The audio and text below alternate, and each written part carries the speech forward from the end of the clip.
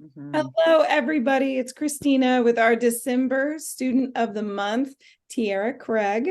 So glad that you're here with us. Tiara, I don't want to take the wind out of your sails. You could tell your story better than me. So I think I want you to take the field. I want you to tell us who you are, what businesses you have, Mhm. what businesses you own, operate, where you work, and then just jump right in. Talk to us about your work. Yeah, of course. Hi, I'm Tiara Craig. I own Motherbear Massage and Motherbear Doula Services. So this will be my third year as a massage therapist and my 13th year as a birth doula. So I've been doing that for a very, very long time. And currently, for doula stuff, I'm everywhere. But for massage therapy, I work primarily out of Bundleborn Midwifery in Frisco, and I do out calls as well. So I'll travel to people's homes. And then I also work in Oak Cliff on Saturdays. So with Maite, the womb doula. So I work with her on Saturdays and we do a lot of community care there. Um, I guess let's see. So I went into massage therapy kind of as a similar avenue to being a birth doula. But I had no idea that that was the kind of path that I intended to go down. I grew up surrounded by birth and by watching people have babies. I grew up in a multi-generational and multicultural household. And so when you grow up in a setting like that, you kind of have this understanding of generational wealth and health and generational trauma, what gets lost and what gets carried over, and that touch and food and just presence, words, all of that is medicine, right? And so that was kind of my experience growing up and being a part of that setting. So I went to school for musical theater and I got my minors in arts and healthcare and Laban movement pattern analysis, which is basically just watching how people move and changing it for therapeutic benefit. And I thought that I was going to go into creative arts therapies in some way. I thought I was going to go into dance movement therapy and probably go to school for another 8 years. And I met someone who had a very similar path that I was planning on taking. And I said, I want to do what you do. Tell me how you do what you do. And I'm so appreciative for that experience because she kind of said, well, what are your things that you want to do? Like, what do you want to do with this? And I said, I want to work with families. I want to work with how the human body moves. And I want to work with how our emotions affect how we move and how we interact with the space around us and our kinesthetic response. And I want it to be as accessible as possible. And she said, you don't need to go to school for another 8 years to do that. And she kind of just left it at that and just left me in that space. But it was really, really helpful because I was very, very burnt out after finishing school and I had been doing doula work. I didn't know that it was a career at that point. And I moved to Texas and I got married to my now ex-husband. And I said, yeah, I'll just do doula work forever. And as I started doing doula work, I started getting really invested in spinning babies and in body balancing. And the thing that I really enjoyed about spinning babies that I really love about the work that I do now is that it's kind of body work, but for the layman. It's kind of body work, but for yourself and for your community. So there are certain aspects where there's a suggestion to find a practitioner or find someone who's going to do more advanced work because that's needed. But there's also an aspect of learning how to palpate your own belly and feel your baby's position, learning how to balance your own body, for yourself, to care for yourself and how to pass that down and to create that community support. And so that's something that I really, really loved. And I wanted to be able to have access to doing that. So I went to massage school. And I started working with a lot of pregnancy and postpartum. And I found that a majority of people who had received prenatal massages or were not receiving them, they were not receiving them because they felt like people were afraid to touch them, afraid to press a button that was going to send them into labor, which we would make a lot of money if that were the case. Um, we'd be pretty freaking rich. But it was just fearful, right? And so I can't imagine the experience of going in and getting a massage, experiencing all these things happening in your body as a pregnant person, and then being touched by someone who's afraid of you. Like That's it's that's an excellent point. Yeah, yeah. it just feels Yeah, real ick. as body workers, part of our job is body awareness and helping people connect with themselves and what's happening within their bodies. And we're kind of the authority in that space. And then you get a pregnant person on the table. And I have been there. I have been that mama on the table that really needed to rest and relax and just rejuvenate and take a moment for me before the big day, or to help me work through an ache or a pain. And the therapist was afraid to touch me, and Mm-hmm. it was communicated really effectively. It's very, very clear that you Really were clear, terrified. which is another thing that massage therapists do. We communicate that very clearly, what we're thinking and how we're feeling while we're working. um Yeah. Yeah, so I'm so thankful that there are therapists out there. Mine and Amy's prenatal class is not your ordinary prenatal class, and it's because we're not going to tell you be afraid of this person and don't do this and be careful here, and like, here's the science. This Yeah. is why this is not scary. This is why you're Yeah. not going to impact this person this way. Yeah. No. And I always tell, I very rarely, man, I very rarely will have a prenatal massage where I'm not working on somebody's belly and around their belly. But and very rarely will have clients who are concerned about that. Most of the time they are coming in because they're like, I know that she's literally going to probably put her hand under my rib cage and get up into my diaphragm. So they're expecting that. But for the clients that do not expect that, um, it's really interesting because, I just say there's very, very little that your baby's already, there's very, very little that I can do to you that your baby's not already doing much worse, like on the inside. Right. Like people are getting like bruised ribs from babies kicking them and things like that. I'm like, I'm not bruising your rib today. So could be worse, could be worse. Hopefully you leave with a little bit more comfort, but it is nice, especially if it's your first pregnancy and you're going in to get a massage and someone starts to kind of like touch your belly or work on you and maybe I wouldn't say firm necessarily, but more assertive way. And there's kind of this added confidence that you get as the person who's pregnant, right? You have all these fears about like, what if I do this thing? What if I ate this thing? What if I moved this way? What if I bent down to touch my dog? Did I break my baby's arm from the inside? Like you just start to panic about all these crazy things. And then somebody's like like massaging your baby from the outside and you go, oh, okay. Well, if this is okay, then okay, I feel a lot better about just being pregnant. Like I am not scared of myself. Right. So I loved that. And I love people coming in for that and getting to see everyone and creating that relationship. And I think often in pregnancy,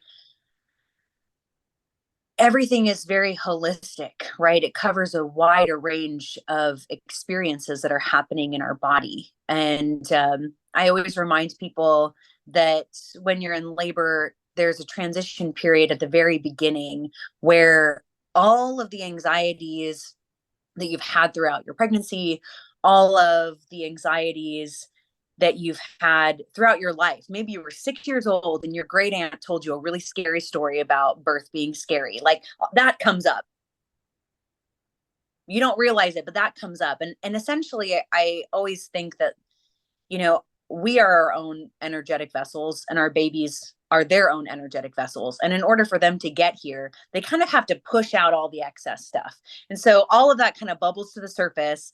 You say hi to it, and then you kind of chuck it out the window so you can do what you got to do to have a baby, which is very indicative of being a mom. You kind of had to just check all the extra stuff out and just do the thing because you have to. And so I think it's really, really cool because we get, people who come into the office, and I get clients who come in who, maybe have something really basic, right? My rib hurts, or, my glutes hurt. And we can kind of just get to know each other and allow that to evolve into, caring for yourself a little bit more, or an awareness of how your body moves and why your body moves that way. Or maybe you are holding on to some stuff that you didn't even realize that are coming up from this pregnancy, how you relate to yourself as part of a family line, how you contribute to that, how you create an environment for another person that is going to continue that line. And it's a really special moment to just be present and reflect. So I enjoy that. I enjoy the emotional side of that, and I enjoy the physical side of that, getting people out of discomfort, but getting people mentally calm and prepared for meeting their babies. Yeah. You make me want to have another baby. It's not going to happen. No, same here. Same. It's like, oh, I think I want to do that again. I want to do that with her. Same though. I definitely feel like I remember having my second and saying, I don't know if I'd do postpartum again. I don't know, definitely would not do pregnancy again, but man, I would do this again because that was the coolest thing I've ever done in my life. I'm with you. I'm with you. If I could skip the part where they're 10 to 12 years old, I'd do the whole thing all over again. It's just those 10-year-olds. Yes, I'm the oldest of 7 kids and 14 grandkids. And yeah, I definitely there's definitely things I've seen that I'm not ready to see again with my kids. And my 6-year-old is like 6 going on I mean 6 going on 16. He has a lot to say, and it's usually very sassy. And my 2-year-old is like a 70-year-old man trapped inside of a baby's body. And he hates physical touch. He hates being in the same vicinity as everyone. He just wants to read his books and eat food and be left alone. And his favorite thing to say is, I don't like that on my body. And that's it. I don't like that. I don't like that on my body. And it's usually hands. I don't want you to touch me. Okay. So it's very interesting. I'm like, who are you going to evolve into? Oh, you'll be so surprised when you get there.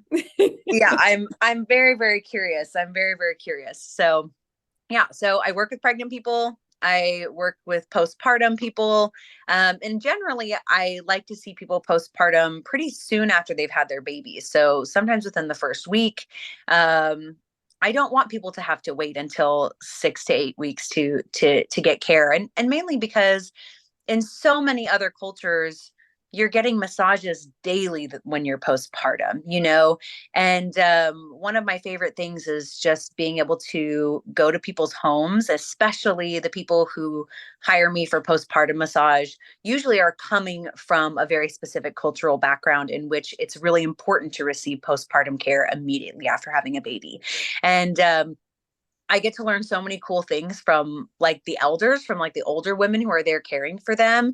And they'll say to me, oh, this is what we did growing up, and this is the best way to do this. Or you just get so much insight, and you get to share back that insight, right? I never knew why we did this thing, but you're doing that. So why do we do it? And I just love that. I love that there's this intuitive aspect to body work. And I love that we so often kind of have to take whatever cultural experience we have growing up and then assimilate to a very Western society. And birth and postpartum are one of the biggest ways that we can tap back into that. And so postpartum care is really, really special to that. That's wonderful. We need a lot more postpartum therapists out there, a lot more. And I Yes. love that the postpartum body is beginning to get more attention, and it's finding its place at the table. We're having a few conversations in the bodywork world, and I'm so happy to see that happening. When I became a therapist 20 years ago, no. No. And there was still a lot of fear around prenatal massage. Very thankful that I actually became pregnant while I was in massage school, actually in the classes, but while I was attending massage school. Yeah. And I just had to get on the table and, receive massage. And sometimes it wasn't the side lying in the perfect position, and because my partner needed to practice. And so just get on the table, you'll be fine, And Yeah. so that was kind of cool that my class got to see this person is not going to break, Yeah. and we're going to have, a baby on the table because she had a massage laying prone, So yeah, yeah, that I was. love that because I was pregnant in massage school too. And I mean, I think by the time I started, I was maybe 12, 13, maybe 15 weeks pregnant. So there was a lot of that of like, am I going to hurt you? If I do this thing, is it going to, no, probably not. you know, I'm belly down for a lot longer than I anticipated being, and it's still fine. Um, and I thought that that was a really cool experience for other people, but it definitely did give me that insight as to, oh, people are actually really, really terrified of pregnant people. Mm-hmm. It's Yeah. very scary. There was even someone in my class I remember who didn't even she did say to me like it I like you as a person, but you being pregnant really freaks me out. And so it's hard to sit next to you in class because I keep thinking about you being pregnant next to me. And I was like, well, how do you think I feel? I literally have a parasite feeding off of my body and I'm trying to retain information and learn a skill set. So same. I can't sit away from myself, which I could. I'm probably not going to have a Sigourney Weaver moment or anything. So it's really going to be all right. We're all going to get through this. We will all be okay. It'll be fine. Oh, It just was so wild for my brain to even process the fact that was an uncomfortable thing because I'm literally surrounded. I see like 5 pregnant people every day. So it just did not even occur to me that that was a weird thing. But I loved it, and I loved being pregnant in massage school because I think I had developed a strong skill set for just body mechanics, especially when you're out of birth for 24 hours and you're still having to move and care for somebody. You don't want to be broken or have injuries for the next however long rest of your life. And so it was really cool being pregnant in massage school because I was so mindful of my body mechanics and how my body moved and how to move effectively. And the day that I went into labor, I gave a 3-hour massage. It was great. I just said, I'm not even going to start the clock. Let's just do this thing. And I was feeling so good. And so it's really cool. I mean, there's a lot of people that I went to school with now who are like, I'm just in a lot of pain. Like my body hurts. I don't know. I can't do this many. And I feel great. And so I think, having that mindfulness about how your body moves and interacts with the space is something that is a big thing that happens during pregnancy, and something that was really, really helpful to keep in my mind while I was in school. yeah. I wish body mechanics was something that better body mechanics is something that every student leaves massage school with. I hope for that more Yeah. and more. We have plenty of time to teach body mechanics. There are some things that 500 hours is not going to get it, but body Yeah. mechanics, we have plenty of time for that, and Yeah. it's lacking in the education. It's really up to the student. So that gives me a segue for my next question. So, what should current massage students know? What do you Mm, tell them? Shout out to all the students out there. yeah. Well, I think the biggest thing is you are unique. You are one of a kind. There's not somebody else who is ever going to be like you, who is ever going to have the life experiences that you've had, the skill set that you've had.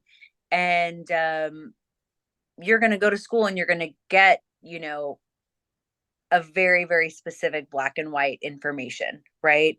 And you're going to translate that into your body and how you do things. But once you are able to figure out what makes you you and what makes you special and stop comparing yourself to everybody else around you, that's when you're going to find your skill set. And that's where you're going to find what drives you. And you're going to feel your worth, which I think is a big part of it. When you compare yourself to other people and you say, well, I can't do trigger point like that person can, or man, I don't have enough strength or work out 8 times a day to be able to be these crazy deep tissue sports therapists. Like, of course you're not going to charge your worth. Of course you're not going to look for the clients that are going to be actively seeking you out. But you will find your niche and people will be seeking you out. Nobody wants just a generic massage therapist. They want someone who has what you have, whatever that is. So I think if you can kind of enter into school, even if you don't know what that is, what that's going to be, I kind of had this benefit of going into massage school already knowing how I wanted to use my massage skills, and use my education. But even if you don't know what that's going to translate into, just figuring out what calls to me. What do I like about touching people? What do I like about human bodies? um, and and what experience do I have to be able to do that well? And what experience do I not have to be able to do that well? And how can I get that experience? And I think if you kind of hold that in the center of your practice as you're working through school, you'll fill in those gaps. And then it becomes very easy to know what your next steps are after that and where you should be going after that. Man, I Yeah. need to write a book or at least a worksheet or something for my former students there at Sterling School of Massage. Uh, Yay. yeah, you went to Kikino, I went so to Kikino. yeah, yeah. Yeah. So shout out to all the Kikino grads out Woot there. woot. So to wrap this up, I'd just like to add this quirky little thing. Everybody takes it a little different direction. So I'm going to throw this at you. What Okay. else should we know about you? What else should you know about me? Um, I don't know. Am I allowed to say a curse word? Am I allowed to say the S word? I think so. Okay, great. Why not? Um, what I always tell people is I'm nice, but I'm not a bullshitter. And so when people enter into my space, they know that I'm going to give it to them straight. I'm not going to mince words, whether that's like, I need you to actually do the homework that I'm sending home with you, or, we're not going to be able to magically press a button and send you into labor today, but I hope we get really close. Whatever that is, that's definitely the energy that I enter into my space with. But I also feel like when I see people and when they come into my space and we develop this, working relationship, I think that there's really something special about bringing awareness to trusting your clients, right? They hire us for our knowledge, but they hired us. Something in their instinct and their intuition said, this is the person who's going to facilitate and aid me in my journey to heal myself, right? And I think that when we can kind of set our egos aside a little bit as like healers and instead just be there to help in any way, shape, or form or capacity, and to remind people that they're not broken, they're not incomplete, right? They might be injured, something might be hurt, they might have trauma that they're holding on to, but they are complete human beings capable of healing and growth. And we are just part of the tools that they are using to heal that. We are conduits to their healing. um and so that's how I feel. That's me. No bullshit. Oh, No bullshit. I said it too. So So now it's done, Sergeant. it's done. Conduits to healing. Can I get that on a t-shirt? Yeah, I'm a That's conduit. Ask me why. Ask Ask me me why. how. Not the weirdest thing I've had on a t-shirt, so it's cool. No, me either.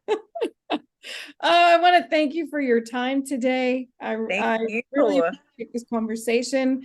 These are conversations that we need to keep having in the bodywork world.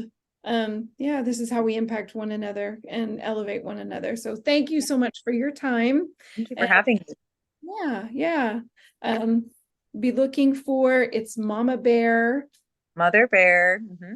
Mama Bear is what I said. Mother Bear Doula Yeah. Services. Mm-hmm. Right? Yes. Excellent. Wonderful. And we'll have more information on Tiara and Mama Bear Doula Services. I said it again, That's Mother Bear fine. Doula Services as the month goes on. Happy December. Stop recording. Amy will cut that out for me. So good. Well, shoot. It's here.